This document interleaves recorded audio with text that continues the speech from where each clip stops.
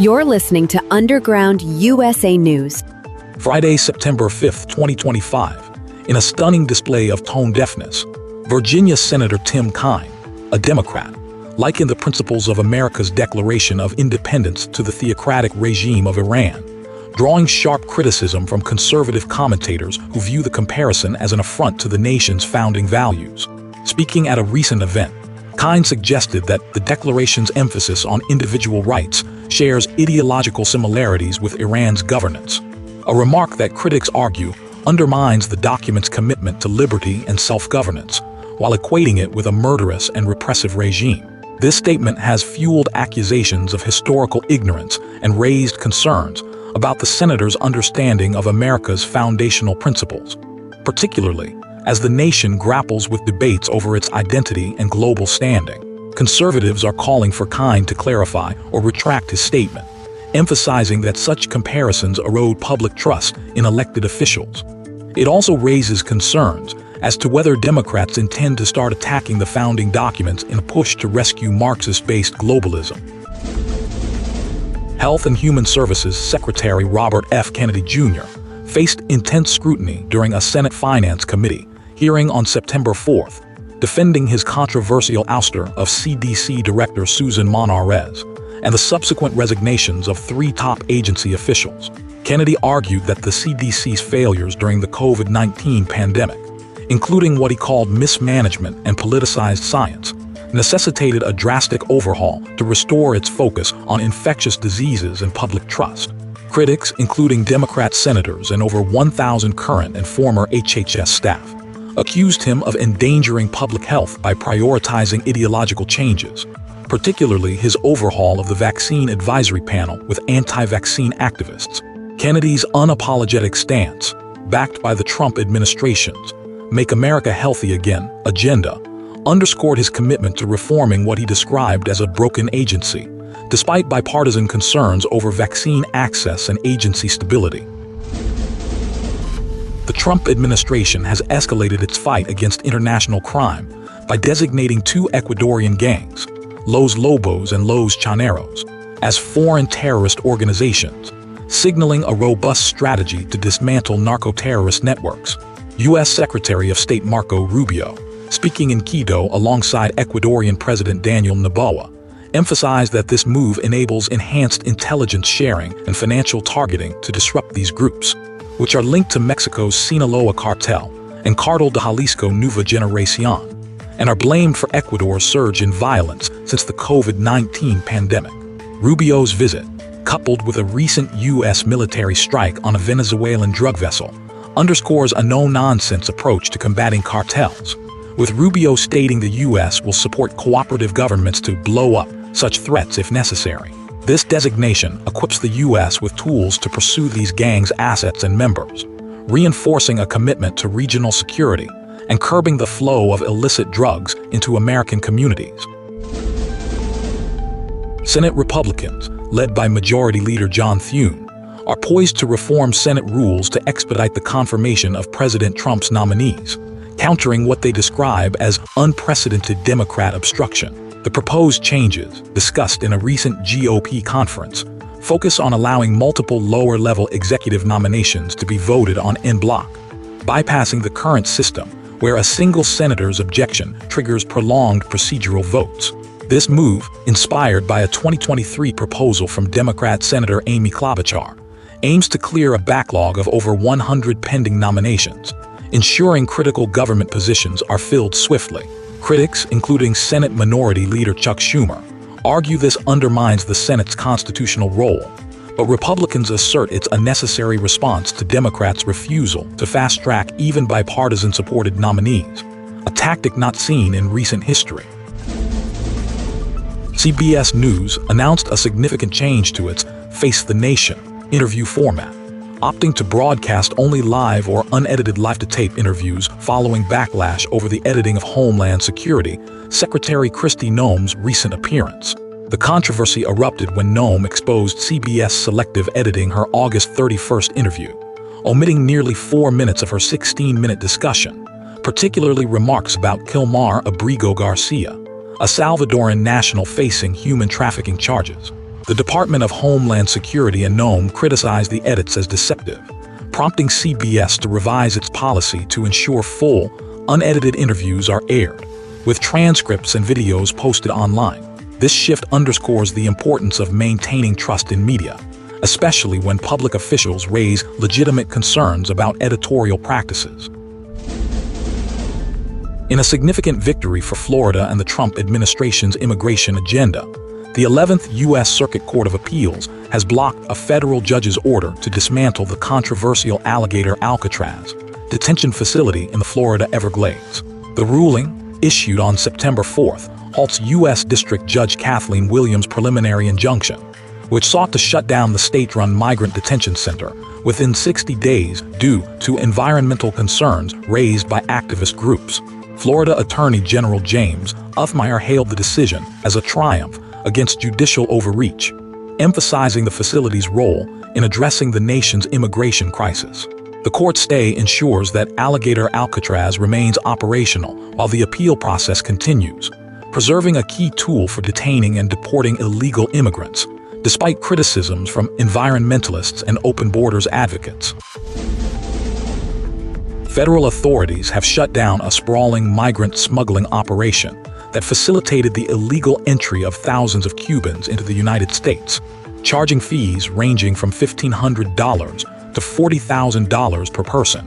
Operating for over 4 years, the criminal network amassed at least $18 million, using sophisticated methods like chartered planes and payment apps like Zelle to move money and migrants, while coaching them to deceive border officials with fraudulent asylum claims. The Justice Department, under Attorney General Pam Bondi, has charged 12 individuals, with 8 facing money laundering charges and 5 accused of asylum fraud, highlighting a firm stance against those exploiting vulnerable migrants for profit. This crackdown underscores the ongoing challenge of securing our borders against organized crime that preys on desperation, with authorities emphasizing a commitment to justice for those orchestrating such schemes. A company owned by U.S. Representative Ilhan Omar's husband, Tim Kaine, Streetco, has been hit with a tax lien for nearly $206,000 in unpaid income, Social Security, and Medicare taxes from 2021, raising questions about financial accountability in the Minnesota Democrats' household. Despite Omar's public push for corporations to pay their fair share, her husband's firm reportedly failed to settle the debt until recently, with a spokesman claiming the bill is now paid in full and a small credit is owed. This revelation comes amid scrutiny of Omar's rapidly increasing net worth, which surged to between $6 million and $30 million in 2024, largely tied to Minet's ventures, prompting concerns about transparency and potential conflicts of interest. Critics argue this situation underscores a pattern of questionable financial dealings, including past campaign finance controversies, that clash with Omar's progressive rhetoric on economic fairness. The Dearborn Heights Police Department in Michigan has introduced a uniform patch featuring Arabic script alongside English, marking it as the first U.S. police force to adopt a non-English patch, designed by Officer Emily Murdoch to honor the area's significant Arab population, which constitutes about 40% of Dearborn Heights and 55% of nearby Dearborn. While the department claims the patch symbolizes unity and respect for community diversity, critics argue it signals a troubling step toward cultural erosion and raises questions about the potential influence of Sharia law in American institutions. Social media backlash, including comments from figures like Bridget Gabriel and U.S. Representative Randy Fine, a Republican from Florida, has fueled accusations of a civilization takeover, with concerns about whether officers will prioritize U.S. law over foreign ideologies in conflicts, prompting broader debate about assimilation and national identity. A Justice Department Inspector General report has revealed that Charles McGonigal, a former FBI counterintelligence official in New York, illicitly disclosed details of a criminal investigation to a Chinese company tied to Hunter Biden's business ventures, compromising a significant FBI probe into CEFC China Energy. McGonigal, later convicted on unrelated charges of money laundering and violating sanctions, shared sensitive information with a consultant linked to CEFC, which was under scrutiny, while Hunter Biden pursued lucrative deals with the firm, reportedly receiving millions in payments. The report underscores the substantial impact of McGonigal's actions, raising serious concerns about integrity within federal law enforcement and potential favoritism in investigations involving politically connected figures. A California appeals court has ruled that the University of California's policy prohibiting the hiring of illegal immigrants for on-campus jobs violates state anti-discrimination laws, prompting concerns about potential conflicts with federal immigration statutes. The decision, which does not mandate hiring but requires the UC system to reconsider its policy, has drawn criticism from legal scholars who argue it undermines the Immigration Reform and Control Act of 1986, which explicitly bars employers from hiring undocumented individuals. Critics, including former federal officials, assert that federal law supersedes state regulations, and the ruling could expose the university to legal risks or loss of federal funding. The lawsuit, initiated by UCLA's Center for Immigration Law and Policy, reflects ongoing tensions between state and federal authority, with some experts predicting higher courts will ultimately uphold federal prohibitions. Northwestern University's contract with the Qatar Foundation, which funds its Doha campus, includes a clause that effectively prohibits students and faculty from criticizing the Qatari regime. According to a House Committee on Education and Workforce interview with outgoing President Michael Schill, this revelation highlights Qatar's significant control over the university, with $737 million provided since 2008, raising alarms about academic freedom and the influence of a regime tied to Hamas. Schill admitted uncertainty about whether Qatari censorship laws apply, while a student's arrest over a tweet underscores the regime's suppression of dissent. Critics argue this partnership compromises American academic integrity, especially as Qatar's funding extends to other U.S. universities like Georgetown and Carnegie Mellon, potentially shaping anti-Israel narratives and undermining free expression. A devastating 6.0 magnitude earthquake struck eastern Afghanistan on August 31st, killing over 2,200 people and injuring more than 3,600, with women facing unique hardships due to Taliban-enforced cultural norms prohibiting contact between unrelated men and women. In Kunar province, one of the hardest-hit areas, the absence of female rescue workers left many women trapped under rubble or untreated, as male rescuers adhered to strict gender rules, even dragging deceased women by their clothes to avoid physical contact. The Taliban's ban on women's medical education has exacerbated the shortage of female healthcare workers, leaving hospitals in provinces like Kunar, Nangarhar, and Lagman critically understaffed. Compounding the crisis, Afghanistan's humanitarian aid has plummeted to $767 million in 2025 from $3.8 billion in 2022, with U.S. and European aid cuts and mass deportations from Pakistan and Iran straining resources further.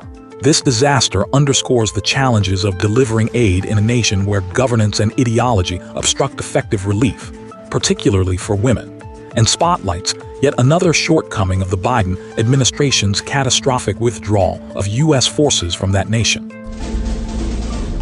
In a concerning escalation, two Venezuelan F-16 fighter jets conducted a provocative flyover near the USS Jason Dunham, a U.S. Navy guided missile destroyer, in international waters on September 4th, as reported by the Pentagon. This incident, labeled a highly provocative move, follows a U.S. military strike on a Venezuelan vessel linked to the Tren de Aragua gang, which killed 11 suspected narco-terrorists. The Pentagon condemned the action as an attempt to interfere with U.S. counter-narcotics operations, warning Venezuela's Maduro regime against further interference.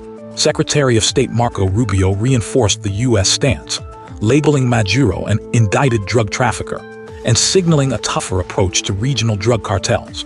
This development underscores rising tensions as the U.S. deploys additional forces, including 10 F-35 jets to Puerto Rico, to combat narco-terrorism in the Caribbean.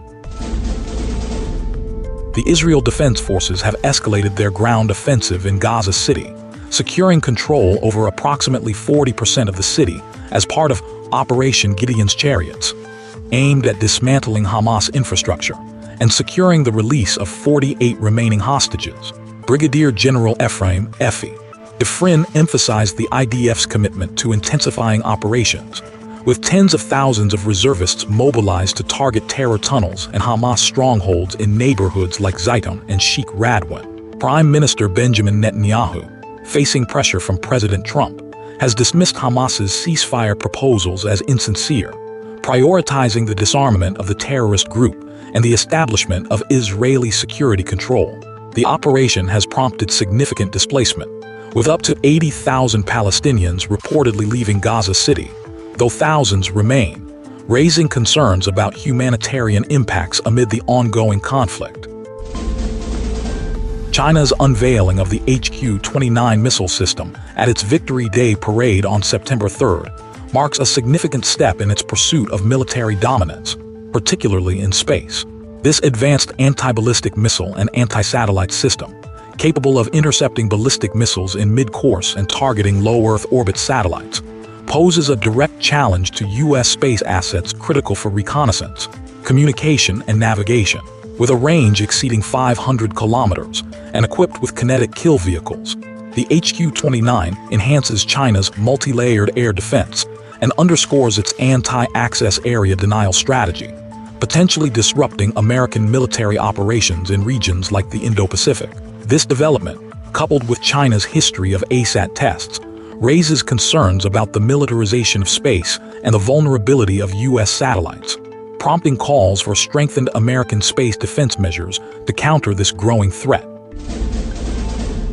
Russian President Vladimir Putin has issued a stern warning that any Western troops deployed to Ukraine would be considered legitimate military targets, a response to European leaders' plans to station forces to secure a potential peace deal.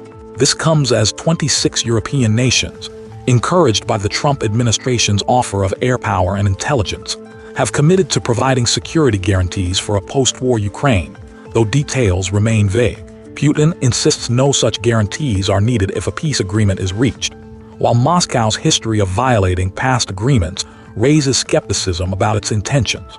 The Kremlin's opposition to NATO troops and its demand for a role in Ukraine's security framework highlight the challenges of achieving a lasting peace, as European leaders push forward despite Russia's threats. In a significant setback for Argentine President Javier Milei's free market agenda, the nation's Congress overturned his veto of a bill increasing spending and protections for people with disabilities, marking the first time lawmakers have successfully challenged his executive authority. The opposition-controlled Senate, with a 63-7 vote, finalized the override after the lower house's initial rejection in August, signaling a potential shift in political momentum as crucial legislative elections loom in Buenos Aires province and midterms approach in October. Milei, a staunch libertarian who has prioritized austerity to stabilize Argentina's economy, warned that the bill jeopardizes fiscal balance, a cornerstone of his administration's efforts to curb inflation and restore economic order. Critics argue the move reflects populist pressures that could undermine Argentina's hard-won financial discipline. You're listening to Underground USA News.